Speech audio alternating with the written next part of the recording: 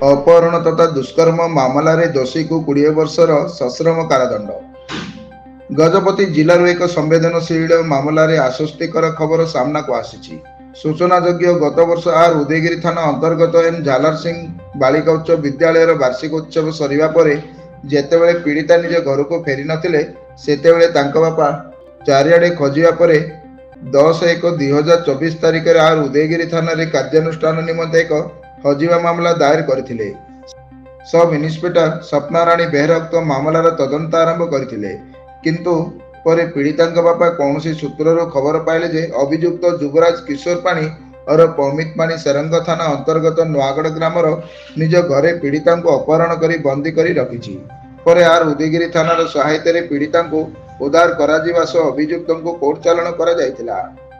आज 21 जन साक्षींक बलिष्ठ बयान तथा प्रमाण को भित्ति करी संवेदनशील मामलार शुणाणी करी मान्यवर अतिरिक्त जिला सेशन जज विभू प्रसाद पंडा पॉक्सो एक्टर धारा 6 रे उक्त अभियुक्त को दोषी साब्यस्त करी 20 वर्षर सश्रम कारादंड सह 10,000 टंकार जरिमानार सजा शुणाइछन्ति तथा जरिमाना अनादाय आउरी 6 मास सश्रम जेल दंड भोग करिबाकू पड़िबो बोली मान्यवर न्यायाधीश निजर राय रे उल्लेख करिछन्ति।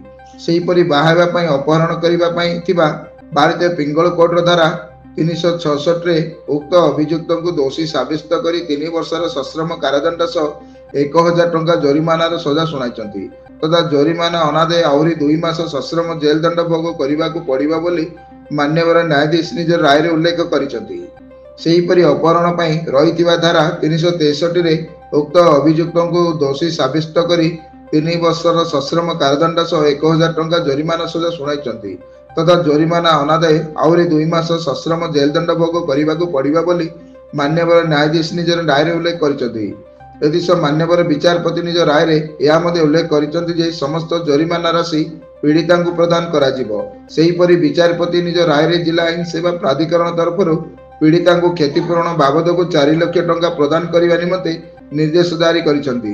सरकारक पक्षरु special public prosecutor R Janardan Rao एही मामलार सफल परिचालना करिथिबार खबर भारप्राप्त cadre public prosecutor Rajesh Kumar Mishra सूचना दैछन्ति।